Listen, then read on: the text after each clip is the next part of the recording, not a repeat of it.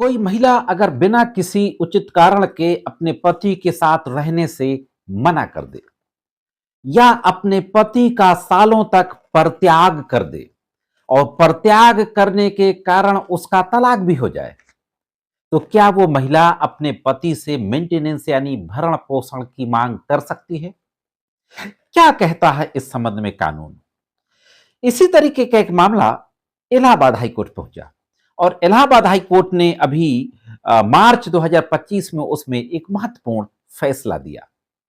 तो आज के इस एपिसोड में देखेंगे कि इस संबंध में कानूनी प्रावधान क्या है और ये जो मामला इलाहाबाद हाईकोर्ट पहुंचा, इस मामले के फैक्ट क्या थे और इसमें किस तरीके की कानूनी बातें डिस्कस की गई और फाइनली किस तरीके का फैसला दिया गया।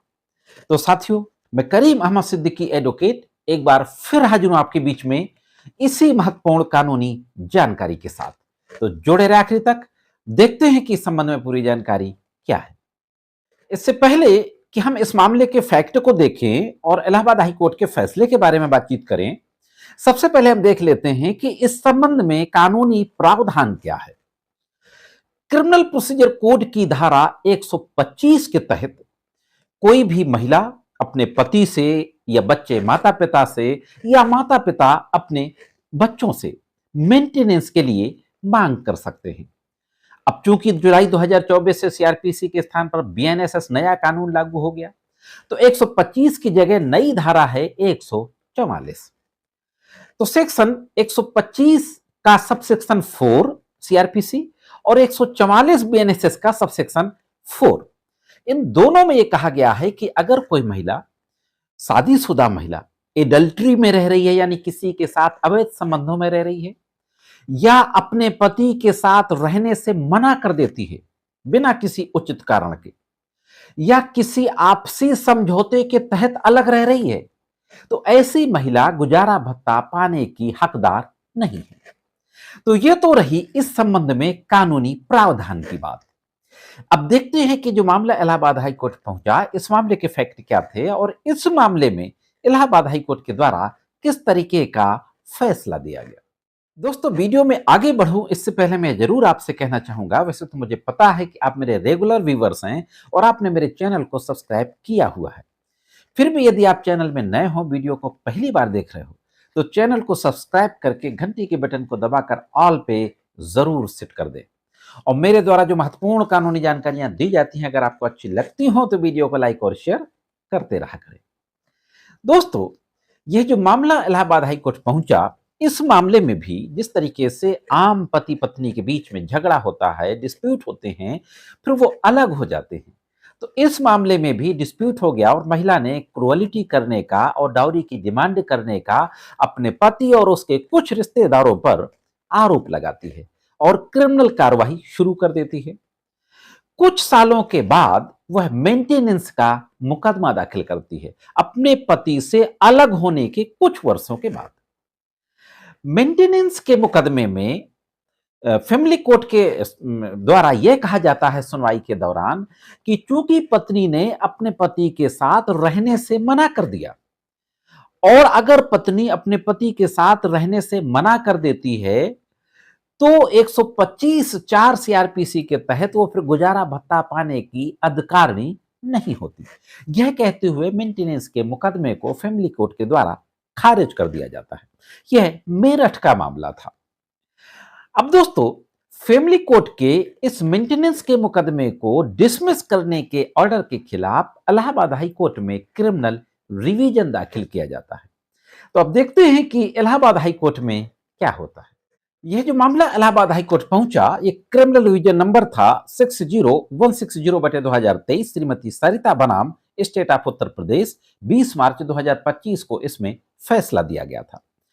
साथियों, इस मामले में बहुत ही इंटरेस्टिंग आर्गुमेंट किए गए इलाहाबाद हाई कोर्ट के समक्ष और कुछ नए फैक्ट भी आए। पत्नी के द्वारा रिवीजन दाखिल किया गया था क्योंकि पत्नी का मेंटेनेंस का मुकदमा डिसमिस किया गया था। पत्नी ने कहा कि पति पे पत्नी ने आरोप लगाया कि पति ने एक्स पार्टी डाइवोर्स से लेकर के दूसरी शादी कर ली और एक्स पार्टी डाइवोर्स मेंटेनेंस का मुकदमा दाखिल करने के सालों पहले हो चुका था। 2012 में एक्स पार्टी डाइवोर्स हो गया था, 2014 में मेंटेनेंस का मुकदमा दाखिल हुआ। तो पति ने आरोप लगाया कि पत्नी ने दूसरी शादी कर ली है, और पत्नी ने आरोप लगाया कि पति ने तलाक लेकर के एक्स पार्टी दूसरी शादी कर ली है। और यह करने के बाद पति पत्नी के एडवोकेट के द्वारा एक और महत्वपूर्ण बात कही गई कि फैमिली कोर्ट के समक्ष डाउरी डिमांड की बात कही गई, उसके एविडेंस दिए गए, स्टेटमेंट में आया। क्रूअलिटी की बात कही गई, मैट्रिमोनियल क्रूअलिटी। और जो पारिवारिक न्यायालय थी, पारिवारिक न्यायालय ने इन तथ्यों को इग्नोर किया। इससे संबंधित जो स्टेटमेंट थे उन पे भी ध्यान नहीं दिया। जब महिला ये कह रही है कि मेरे साथ डाउरी की डिमांड की जाती है, डाउरी की डिमांड को लेकर के फिजिकली मेंटली टॉर्चर किया जाता है, तो यह अलग रहने का उचित कारण हो गया। ध्यान रहे, without any reasonable reason wife separate रहे या रहने से रिफ्यूज कर दे। तो यह कहा गया वाइफ के एडवोकेट के द्वारा हाईकोर्ट के समक्ष कि चूंकि अलग रहने का रीजन था, और फैमिली कोर्ट ने इस बात को ध्यान नहीं दिया। वहीं हस्बैंड के एडवोकेट के द्वारा कहा गया कि हस्बैंड ने पहले सेक्शन 9 का मुकदमा दाखिल किया, जो कि एक्सपार्टी डिग्री हो गया। वाइफ नहीं आई, एक्सपार्टी डिग्री होने के बाद भी जब नहीं आई तो मजबूरी में उसने तलाक का मुकदमा दाखिल किया, वो भी एक्सपार्टी डिग्री हो गया। तो इस तरीके से हस्बैंड के एडवोकेट के द्वारा कहा गया कि ये किसी तरीके की मेंटेनेंस पाने की हकदार नहीं है, क्योंकि जो डाइवोर्स डिक्री हुआ वो डिजर्सन के ग्राउंड पर डिक्री हुआ। डिजर्सन होता है दोस्तों पति या पत्नी के द्वारा एक दूसरे का परित्याग कर देना।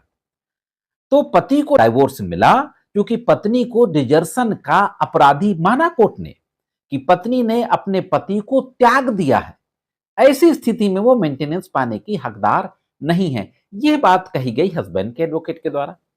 अब दोस्तों, इलाहाबाद हाईकोर्ट के न्यायमूर्ति के द्वारा इन तमाम बातों को देखा गया, पूरे एविडेंस को देखा गया, पूरी पत्रावली को अच्छे से पेरूज किया गया, और पेरूज करने के बाद 2-3 जजमेंट्स का जिक्र किया गया। एक सुप्रीम कोर्ट का रोहतास सिंह वर्सेज श्रीमती रामेंदरी, एक सुकुमार धीबार वर्सेज श्रीमती अंजलि दासी।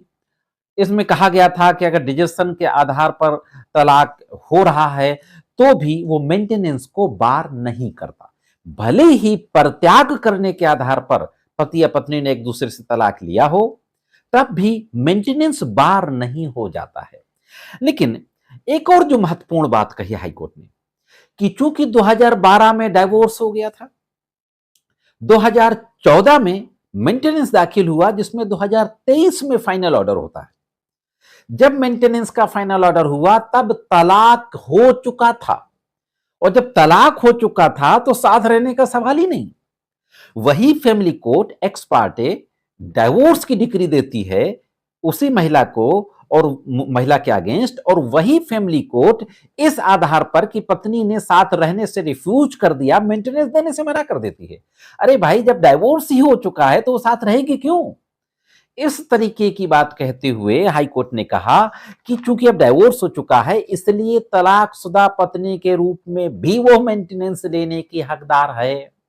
डिजर्सन के ग्राउंड पे डाइवोर्स होने के बाद भी मेंटेनेंस पाने का हक रुक नहीं जाता है। मेंटेनेंस देने से वंचित नहीं रखा जा सकता पत्नी को, जब तक कि वह रीमैरिज ना कर ले। दोस्तों, इस तरीके से कोर्ट ने 5,000 रुपया मेंटेनेंस का भी ऑर्डर कर दिया कि 5,000 रुपया जब से ऑर्डर हुआ था मेंटेनेंस खारिज करने का, तब से उसको देना पड़ेगा। और दोबारा फैमिली कोर्ट को कहा कि इस मामले की फिर से जो हमने जजमेंट में बातें कही हैं, जो ऑब्जर्वेशन आया है, उसकी लाइट में फिर से आदेश पारित करे। तो यह थी दोस्तों मेंटेनेंस के संबंध में एक महत्वपूर्ण कानूनी जानकारी। कैसे लगी कमेंट्स करके जरूर बताएं। आज के एपिसोड में सिर्फ इतना ही। मिलते हैं किसी अन्य वीडियो में कानून की कुछ अन्य जानकारियों के साथ। तब तक महत्वपूर्ण कानूनी जानकारियों के लिए देखते रहें लीगल एंड सोशल अवेयरनेस।